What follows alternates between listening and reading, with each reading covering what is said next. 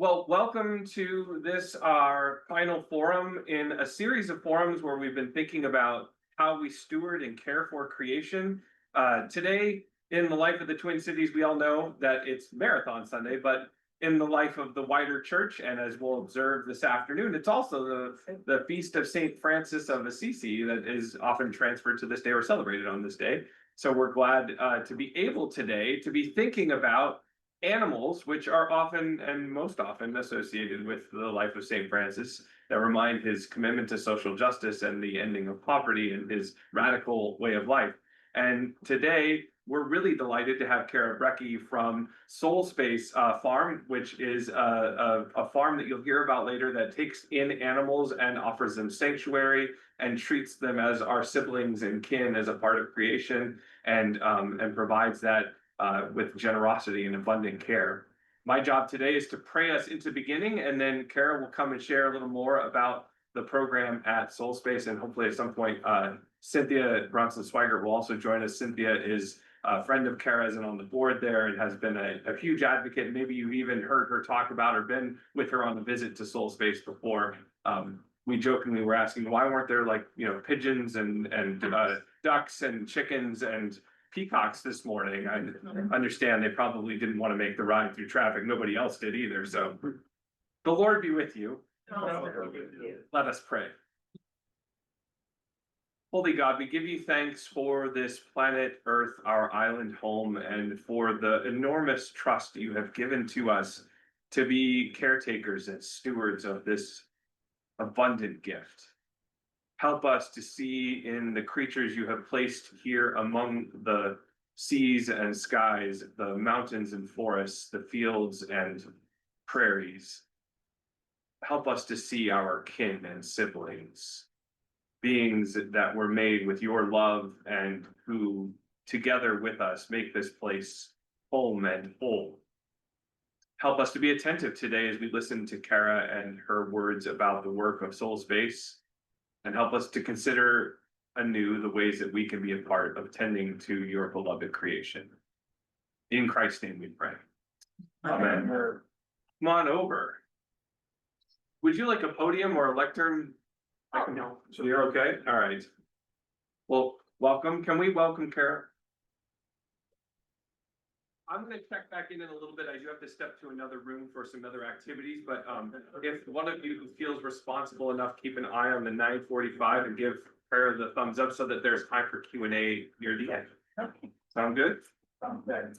Hi, thank you for having me here. I'm honored to be here on, especially today.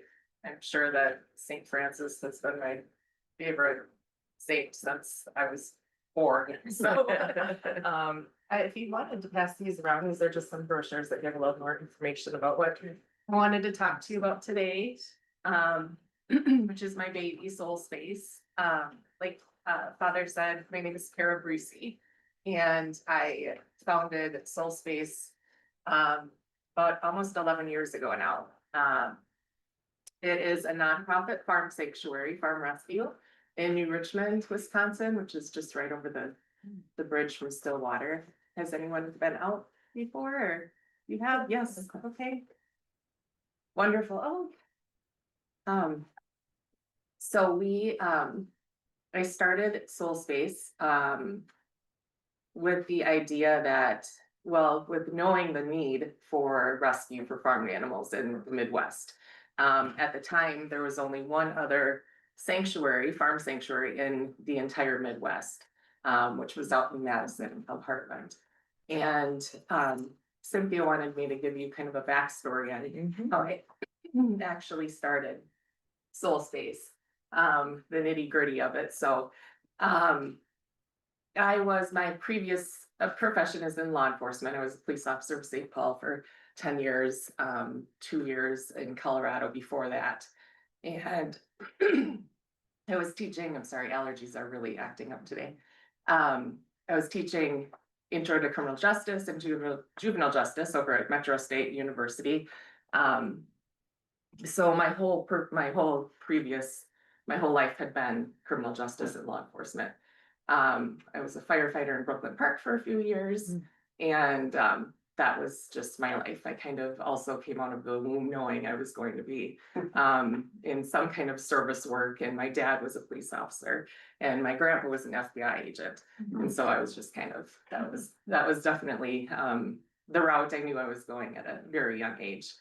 But actually previous to that, when I was about 3 or 4 years old, my dad always would tell me, like, you can do whatever you want. You can be anything you want in this life. Like, you can just do anything, Kara.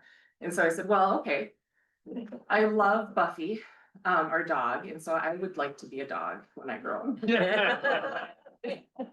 And I was so sure. I remember that feeling of just being so sure that that's what I could do and that's what I could be. And I was like, I'm going to be the best dog ever. I'm just going to be like the greatest dog, and I'm going to have this awesome life. And so my older sister, which if anybody has an older sister knows, will crush all your dreams. And she convinced me that, you know, that was not an option. So when that came about, when I said, okay, you're probably right. I wanted to be a veterinarian, and then I wanted to be a zookeeper, and then I wanted to be a police officer. So that's what I knew I wanted to do, and that was my route that I took. And so in 2014, I was on a call and I ended up getting injured. I blew a disc out in my lower back. I was working over on the east side with my partner, John Sherwood, and so they gave me a year to heal, and I was working up in Guns and Gangs doing light duty. And after a year, I got called in, and they had just changed the policy that in St. Paul, if you get injured in patrol, you have to go back to patrol after a year. And my doctor wouldn't sign off on me. And so he said, if you get into anything else, you know, it's gonna ruin your back for life. And so I had to retire at 39 years old. Cynthia, good morning. So I had to she made it, that's all that matters. I had to retire at 39 years old. I had just bought an 11-acre farm out in Richmond, 150-year property, with my husband at the time, who was also a St. Paul police officer. And I had thought I was just gonna have a couple of rescue sheep. Like, that was the whole plan of us buying the house and the farm, just to get away from the city and to have some peace and quiet, and to be able just to have some land to have a couple of rescues. And so I found these 3 sheep on Craigslist. They were being sold as butcher meat, and I thought, well, this is a good place to start, you know, having a rescue. And so I ended up going out to this family-run farm, and being completely and totally horrified by what I saw in the treatment of these animals. And I had been vegetarian since I was a kid, because as soon as I put together that the nugget I was eating was an actual animal, I was like, okay, that's not my deal. I don't want to do that. And so I had been vegetarian as, you know, as pretty much as soon as I could start making my own food. My mom was never a big fan of that choice of mine, but she learned to deal with it. So I had always, I didn't eat animals because I loved them, but I didn't know about any of the farming practices. I didn't know about factory farms, you know, anything like that. Like I said, my whole life was law enforcement. And so I went out to this farm and was just completely and totally horrified. They were sick, they were neglected, they were mistreated. While I was there was a cow that crawled out of a shed on its, and I said, what's wrong with this? What on earth what happened? And he said, oh, that's frostbite. We're just trying to get her fat enough to get her in the freezer by fall. And she had no ears, she had no hooves. I mean, everything had been frostbitten off her. She was just skin and bones, covered in flies. And I was just completely horrified. And I'm like, how on earth is this even legal? So I ended up saying, well, I just wanted to have a couple sheep for rescues. I'm not going to eat them. And he's like, oh, okay, well, Frederick's probably a good choice for you then. And so Frederick, who is this little guy right here, he comes running over by name, and he's got a half a ear left, and he's this tiny little 3-month-old kid. And he came right up to me and he said, "What happened to his ears?" And he said, "Well, his mom died before he was born, and so we cut him out and we put him in the shed with the puppies, and the puppies chewed his ears off. So he kind of thinks he's a puppy." And I said, "Okay, well, I'll take Frederick." So I brought Frederick home, and the one right to the right of him is George. And George was also an orphan, and he said, "I think George would be, a good choice for you." So I loaded them up in the back of my truck, and I brought George and Frederick home. Um, I got them to the farm. We had just built a enclosure, a fenced in area for them. Like I said, the farm is 150 years old and had these old barns and I'm sorry. and The new one. and so all the fencing that we did, we had to do when we moved in there. And so I brought George and Frederick home, got them into the pen area, and then I went to pick up Oliver, who's right above them. He's the baby doll sheep. And he was also being sold as butcher meat on Craigslist. But he came from a farm that was just beautiful. They had these beautiful barns. He was very well taken care of. And they would only breed a couple of these sheep a year to sell. And so the horrible part of it was that he was with his parents in this stall area. And this is the first time that he was going to be taken away from his parents. Mm-hmm. And so we were able to get him in the truck, and he cried the whole way home. I cried the whole way home. I knew that the alternative was not good. And so I knew that it was what needed to happen, was for him to come live with me and George and Frederick. And so we brought him home, and George and Oliver immediately, as soon as we got him out of the truck, just immediately bonded. And they were inseparable ever since. Best friends, just right off the bat. And then Frederick, he just wanted to find the dogs because he still believed he was one of them. And so I would go run around the farm with them. We would do our walks every day, and they'd just follow right behind me. We'd go do yoga. And they were just everything to me. About that same time, I was told I had to retire, and was just completely devastated by it. I had no idea what I was going to do with my life. Also going through a divorce with my husband, which was a very, very difficult divorce. I had a stepdaughter who was my life, Noelle, and that was the hardest part about that. And so I was trying to do everything I could to hang on to the marriage because I did not want to lose her. And I thought, well, I didn't want to be a failure with divorce.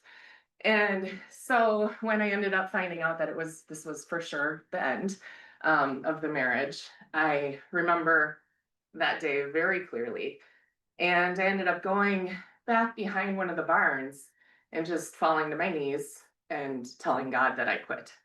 I was like, "I'm done. I don't know what to do now. I thought this was your purpose for my life. And now I don't have a clue as to what I'm going to do." And so I remember just saying out loud, "God, tell me, show me the way. Please, God, just show me the way. Show me the way. Tell me what to do. I will follow you, but you need to tell me what to do."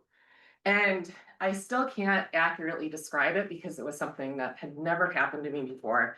And it was just like, it was a moment that I can't, like I said, fully describe, but I felt this weight that was completely lifted off of me.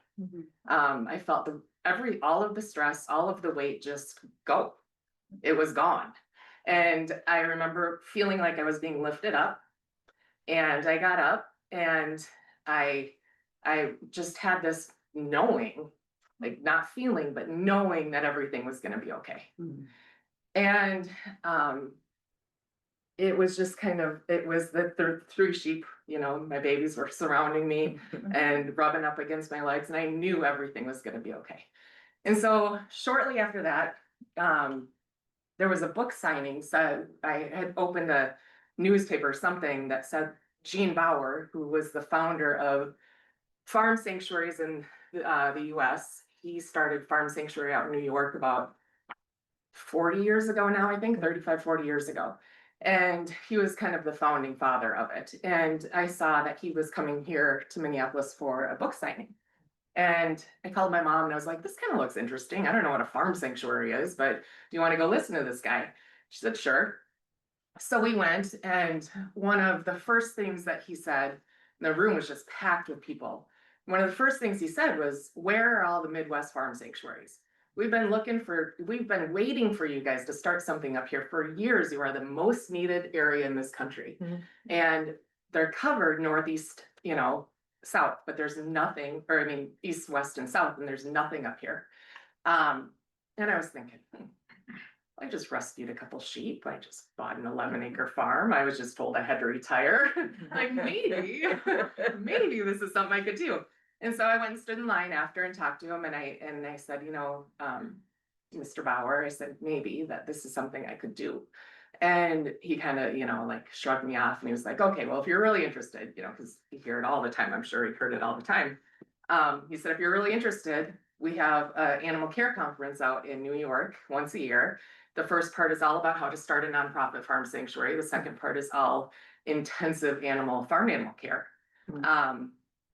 And I said, okay. So he said, if you're really interested, go out, that's a good start. So I went home, I called my dad, and I said, you want to go to New York? He said, sure. And so we ended up being on a plane a month later, and we attended this conference. The first thing that they told us was, 95% of farm sanctuaries fail. They get too big too fast, they get in over their heads, there's not enough resources, people aren't supporting farm sanctuaries, it's a huge undertaking.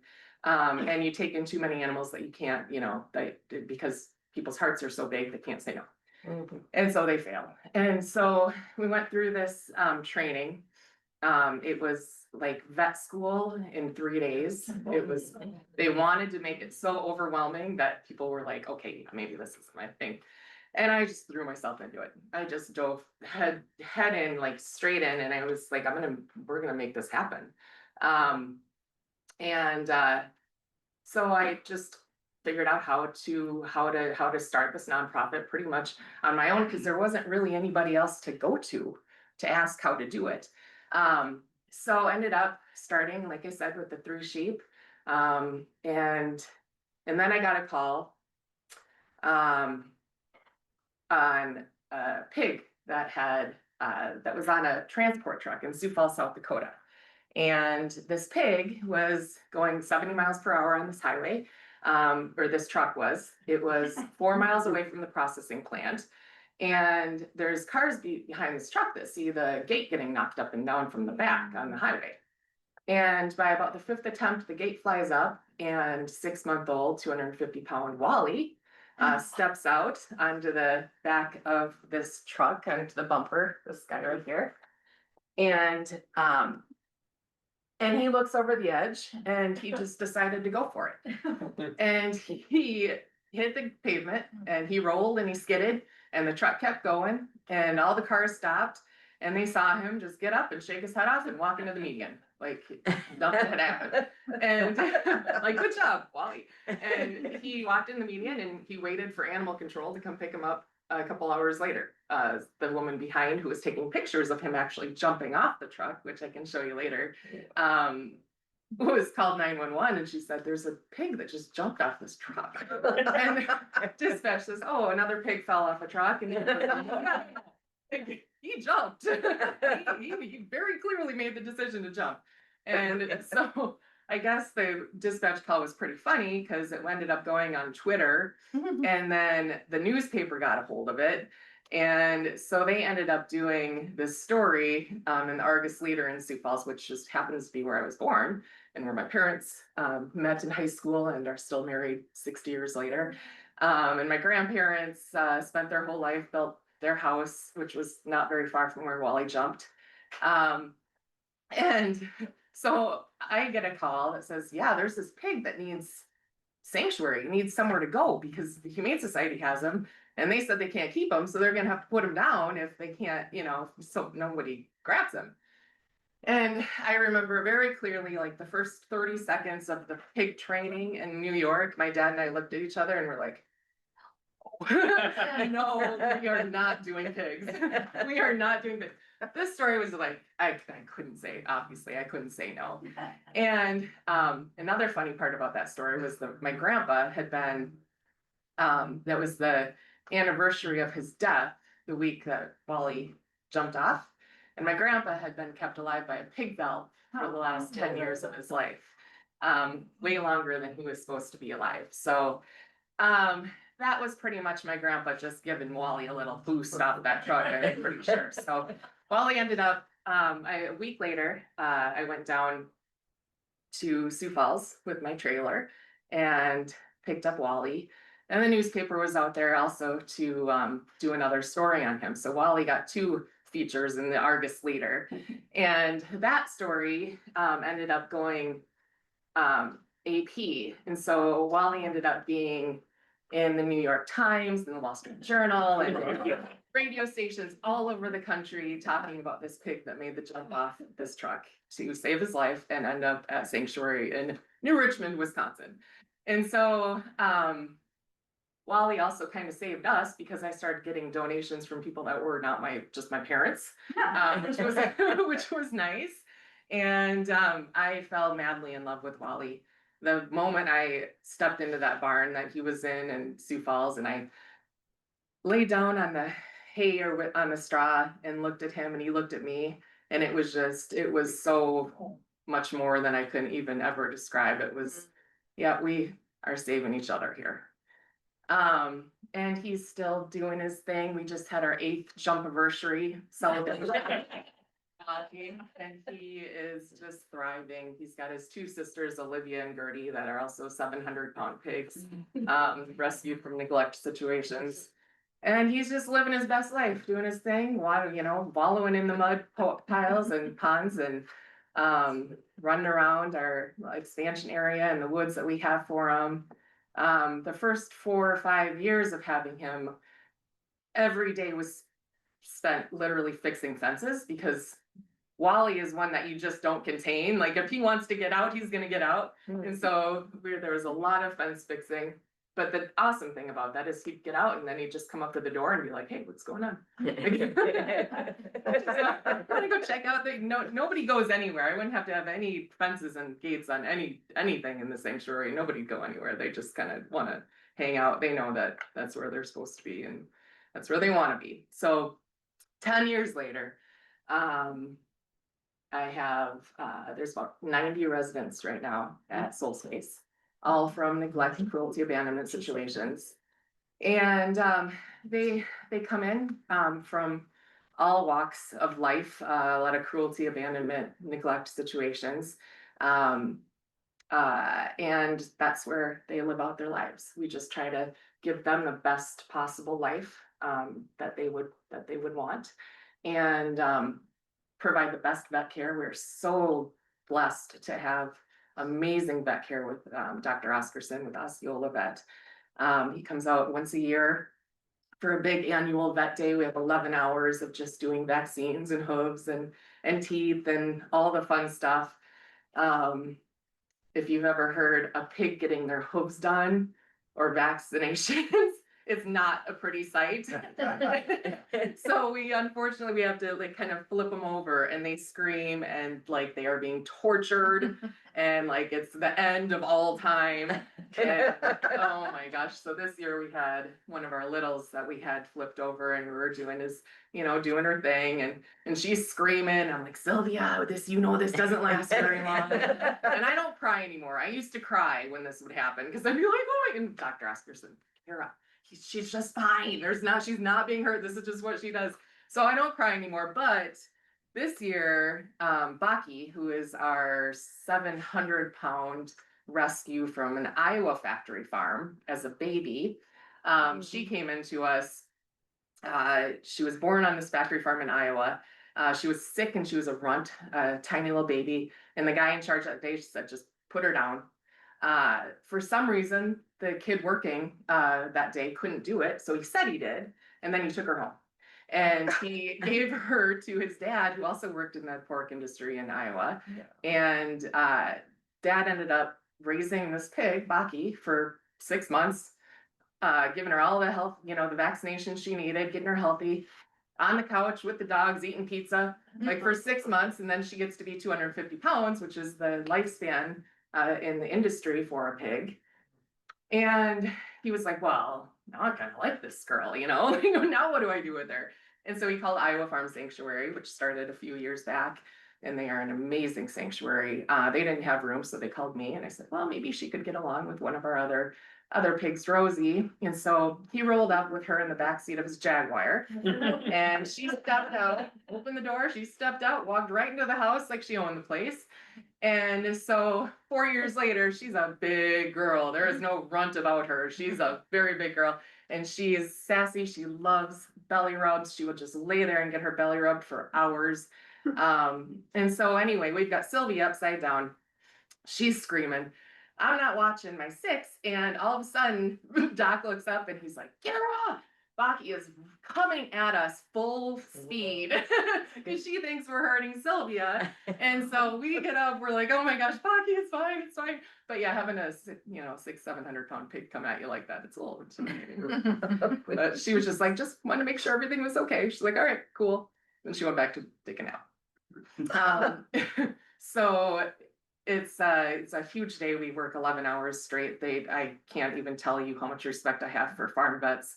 Just unbelievable. And trying to find them that the ones that actually treat your animals like lifelong care for a farm animal is very rare. And so this was part of God's plan, is to have him come in. And he's been working with us for 11 years, and he's just been a lifesaver. He's taught me everything I know. And so we just do whatever we can to make sure that they have enrichment, that they're happy, that they're loved, that they know that they're safe. They love their humans. And so we have the public come out every Sunday for tours and for just time with them. We work with a ton of kids groups, school groups. I really try to focus on underserved youth. I've been a part of Big Brother, Big Sister since I was 20 years old, and it's very close to my heart. And so we'll have matches come out and spend time with the animals. And it's really, SoulSpace is special for many reasons. But one is really that when I was in training, they would tell me that you have to keep all these species separated because, the behaviors and personalities and the feeding schedules and all the health issues and all kinds of things. And so when I had the 3 sheep, the first one I brought in was Amos, the donkey, who's up in the right corner. He just turned 32 this year. And I thought, well, maybe we'll see how the donkey gets along with sheep. They did great. They were best friends before I even knew what happened. Then I brought Wally in, and Wally and then Amos became best friends. So we've got a pig and a donkey that are now best friends. And then I started bringing the chickens in, and then I started bringing the potbelly pigs in, and the goats and the sheep, more sheep, and just seeing, what would happen if I added this species with this species. And 10 years later, they are all just living their best life with each other. I've got an alpaca named Spice Girl, who's amazing. We had to, her rescue was, she was with a partner who had a broken back. And so we got the call, took them to the U of M, where we take all of our large animals when we get them, just to make sure that they're healthy, that they can get all their vaccinations, everything that they need, and then they're quarantined before we bring them into the rest of the population. And so her partner had to be put down because her back was it was irreparable.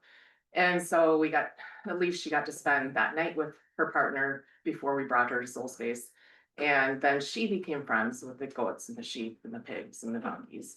And a cow named Stella was rescued 2 years ago now, with 3 more donkeys. And she is a Highland cow, and she's the most beautiful thing you've ever seen in your life. She's so gentle. She's just gentle giant. And she just loves to be rubbed and brushed. And like when you stop rubbing her, the most aggressive thing that she'll do is flip her head back and hit you with her tongue. And she'll be like, I'm not done yet. Like keep going. And so you have to watch out for that tongue.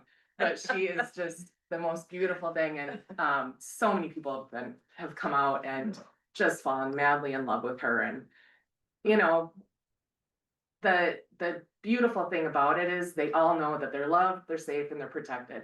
And so they have no reason not to get along with each other. They have no reason not to trust humans now. I have been just amazed at how resilient these animals are, and like the worst situations, then they can come around so quickly. We've had some really hard rehabs that have taken a lot more time, but for the most part, it's just unbelievable how forgiving they are and how quickly they do come to trust us and to love us. So having people come out and be able to hug a cow or hug a donkey or hug a pig is just like, it's just magic. And that's how things start to change. It's not about rescuing the animals. We could have rescues in every single town and city across the country, across the world, and it would not be enough. I get calls every single day and have to say no. And it's just heartbreaking. But I've come to realize that the change comes from changing people's hearts and minds about these animals and about the decisions that they make. And even the smallest, we're a vegan sanctuary, but we just encourage even the smallest change that you can make that benefits the animals, that benefits our bodies, that benefits the planet is worth it. It doesn't have to be all or nothing. It can be just the most simple changes, a meatless Monday, and it does matter to these guys. And they're the ones that are making the change. They're the ones that know that they're ambassadors for the rest of them. The billions of animals that don't get the chance to live out their lives. They know that. I know that they know that because that is what they do every day. And it's just a beautiful thing. It's definitely, when it comes to me, it's the hardest work I've ever done. I have so much respect for farmers. I can't even describe it. Like, it is the hardest work I've ever done when it comes to keeping police and fire. It is grueling. There's no days off. There's no vacation days. There's no sick days. But they have made it so worth it. It's just unbelievable. To see people change their lives because of these animals is just so powerful. And I am just incredibly grateful that I get to be the one that gets to care for them so that they can do that. A couple weeks ago, we had our 8th jump anniversary and I was sick. And I was at the point where there's a burnout rate when it comes to farm sanctuary work at 3 years and then at 7 years. And I've decided then again at 10 years. And I was sick, had a ton of people at the sanctuary for our event. And I couldn't be out there to be a part of it. I was burnt out, stressed, I was sick. And I was at that point, and then I just was praying because I know that this is what I'm here for. Praying that God would step in, show me another way, show me something. What am I doing wrong? Let me just give me something, please. And so I wanted to read you what I wrote, because it was that week after my niece, who has 5 kids, her youngest is 3 and 1. And I've asked her to come help me with the house, help me just as my assistant. And so she was more than happy to. And she said, yes, absolutely. Can I bring the kids, the littles? And I said, for sure. And so she started working for me and bringing her 1-year-old Casey and her 3-year-old Caroline. And so I was up one morning, and usually I'm up and then I'm off to chores and don't even, I don't take the time that I used to take or that I need to take in the morning to really set myself for the day. And so I've kind of gotten into this routine of just going and doing and not really being very attentive, just getting stuff checked off the list. And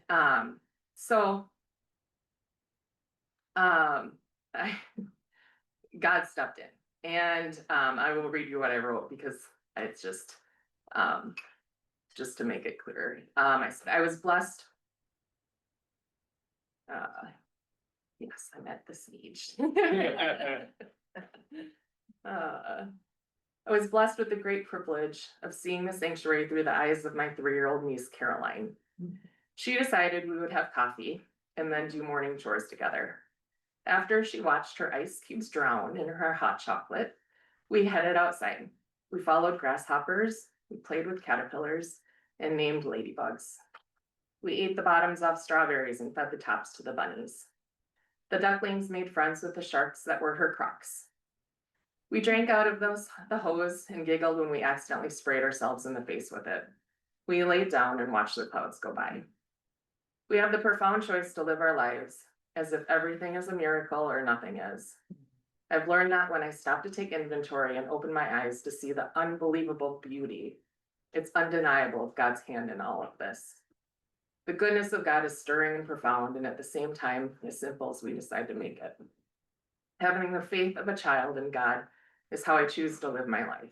God is so good, the blessings are immeasurable, and my gratitude for all of it is unending. Thank you so much for allowing me to be here today. If you have any questions, I would love to take them. But thank you for letting me share the love and the goodness that is SoulSpace. And if you haven't been out, I would love to have you out to meet our residents and be a part of their magic in however you would like to be. Cynthia's husband once described SoulSpace as the middle place. And I had never heard that term before, between heaven and earth. And I believe that that is what they have made SoulSpace. And I just am so privileged and blessed to be a part of it. So thank you. Thank you.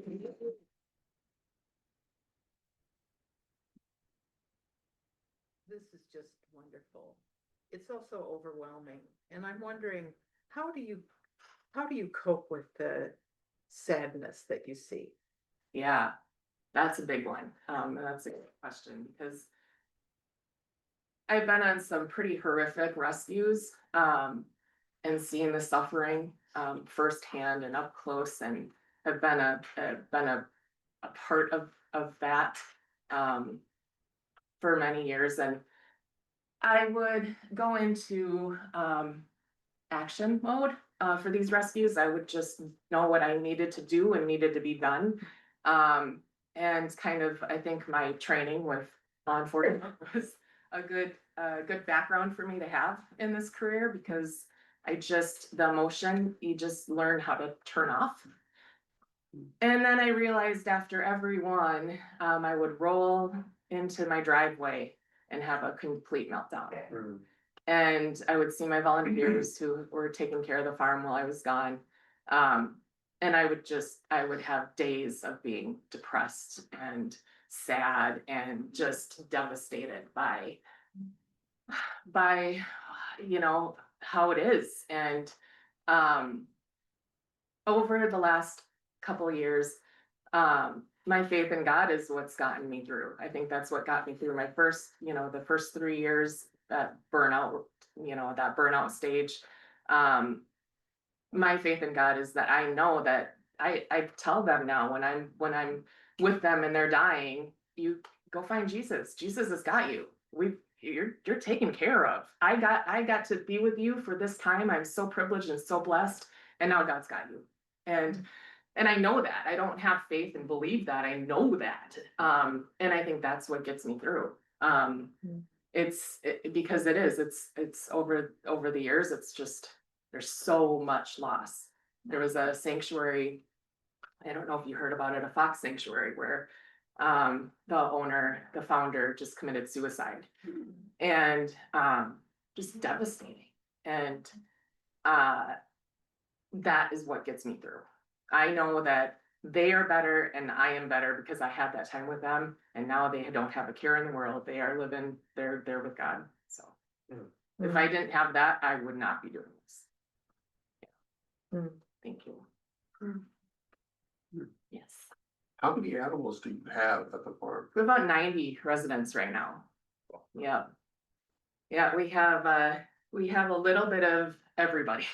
We have 2 horses, Tony and Terry. It's beautiful white horses. They're rescues from the Dodge Nature Center in West St. Paul. We have 10 pigs, 5 bigs and 5 littles. And we make salads for them every day. I go to our market in town, Family Fresh or Dick's, and pick up all of the produce that normally they would toss and just straight to the dumpster. And that's what feeds our family. Yeah, for 10 years I've been going every day. And they have like, there's literally 4 to 6 huge boxes of perfectly good produce. So they eat these huge salads of greens and fruits and like better than 99% of the population. And they are some healthy pigs. But that is, I mean, that's such a blessing. I don't know how I would afford to feed them if we didn't have that. So, but it also opened my eyes to the food waste situation in this country, which is unbelievable. That's one grocery store and it's about $600 to $1,000 a day worth of produce. So we have an alpaca named Spice Girl, like I said, a cow named Stella. We have goats, we have sheep, we have donkeys, we have ducks and chickens and peacocks and a guinea hen named Ginny, who's best friends with the peacock named Ernie. They all have their names, they all have their personalities. I could write a book on every single one of them. That's how like profound their lives are and how beautiful their relationships are with each other. Got 3 dogs, sorry. 3 dogs right now, a 13-year-old beagle named Bob. His sister Lainey was 22. She was a beagle mix and she just passed very peacefully, thank God. We have a new, Mitch and I, my fiance and I have a new dog named Kion. He is a terror. He's 9 months old. He's a Springer mix. We love him very much. And Mama Mia, who is a mini Aussie, she's a rescue from a breeder where she was stuck in a kennel for 5 years and has no social skills whatsoever, no potty training, anything when the breeder surrendered her. So she's been a big handful, but she's finally getting to the point where she gets so excited to see me now and she's doesn't bark at everybody all the time and she finally knows that she's loved and she's safe, and that's a great thing. Bunnies, we have a lot of bunnies, so if anybody's interested, that is the one species that we are adopting out. That's it, everybody else, that's their forever home, but the bunny situation, I thought out of 19 species that I've had over 10 years, I wouldn't have never thought it would be bunnies that would get me in over my head. Bunnies, wow. Do you have any cats? I do, I have 2 cats, yep, Mikey and Callie. Okay. Callie's my Those your pet cats? Yes, Of yours? yeah. Yes, and Mikey, he's my black and white. He was my first cat. He's 10 or 11 years old. And we do sunset yoga, but in the barnyard or outside, just outside of the barnyard. And he gets so excited for sunset yoga. And he comes out and he'll just go from one mat to the next and like lay on people and just like sprawl out. And he's like, I love yoga. He's a great cat. I'm just curious about your cash flow and how that works because it sounds really intense.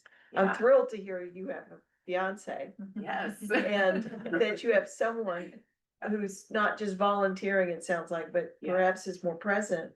Yeah. It does sound, the challenge of keeping this sustainable Yeah. is really extraordinary. Yeah. What are how are you doing that? And I should have said this right off. This should have been the first thing I said. I have an amazing team. My team is absolutely amazing. My board of directors and my core team. It's very small. There's just 4 of us right now. That is just our core. Before COVID, we had a volunteer program that we had trained in over 100 volunteers. And it was just this huge undertaking and it was just a big, big deal. And then COVID happened and it was just me. And so post-COVID, I wasn't able, I'm like, I can't get back in. That was just such a huge undertaking. And I even had a volunteer coordinator. And so now it's just a very small team, but they are unbelievable. And I had back surgery this last year and I was out for 3 months and they stepped in and they're like, we got it, we've got it. And when it comes to financial wise, we are extremely lucky and blessed to have donors that have been with us, like Cynthia over the last 10 years, from the beginning. And when we ask, we don't ask very often, but when we do, our whole beautiful community steps up and covers us, yeah. So, just, you know, we have a Patreon account, we have, our events that are benefits that bring in, donations. We don't do grants. There's really not that much for grants out there. So we really just rely on, yeah, the people that love SoulSpace and want to help support it and make it happen, so. Yeah. Yeah. Do we have time for 2 quick Wally stories? I think so. I'm not sure what. Oh, yeah, well, that's okay. First of all, has anybody heard of Esther the Wonder Pig? No, not this word. Okay. Anyway, a guy had a little pig. He thought it was gonna be a micro pig. Long story short, it grew and they built a room around it. Anyway, this Esther the Wonder Pig was all over Facebook and YouTube and all that kind of stuff. One day I happened to see Kara with a package that was addressed to Esther the Wonder Pig from Wally. So there Esther's a was celebrity. communication of some kind, but I also wanted to testify to the escape artist. And for a while I was helping to feed and also bringing in produce. And I got there and there weren't any other human beings. But there was a very large pig who clearly was not within his enclosure. And that's when you have it again now, the, like aluminum or something, thing for the birds. Mhm. Yeah. Wally was trying to get his nose underneath it. And I wasn't afraid of him, I didn't know what to do. And so he got in there and he got their food. And then somebody came who knew what to do. Yeah, those, yeah, But fencing will I not mean, stop. he is just a total character. And this Marianne, you have a story about Wally you love in the video. Oh, you tell. Yeah. The one where Wally is putting the covers Oh, over yeah. the lady pigs. Yeah. He covers them up in there. Pigs are so unbelievably smart and sentient. It's just amazing. But we get donations of blankets every winter, and that's so the pigs sleep in the barns covered underneath all the straw and all their blankets. And Wally, who's his 2 sisters, Olivia and Gertie, so they'll line up. They're huge girls, and they'll line up together to go to bed right next to each other. And Wally will take a blanket and he'll put it in his mouth and he'll pull it over the girls. And he has to get it just right. Like he's a perfectionist. And so if he doesn't do it right, he does it again. He'll pull it over the girls, pulls it over the girls, and then he gets his own and he wraps himself up and goes right next to him and goes to bed. It's just beautiful. And like you wouldn't believe it unless you had it on video. Like they're just incredibly sentient the animals. They're so smart. And they're just And then there was Brock, who used to Brock. sit to receive his treats. You could say, sit, Brock. Yeah. Brock's our little pot. He was my first potbelly pig. This fat little black pig. Oh, there he is, sitting right there on the left side. That was Brock. And you just bring treats up to him and say, Brock, sit, and you just sit down with his little smile on his face. Well, thank you so much. Yes, Yeah. thank you.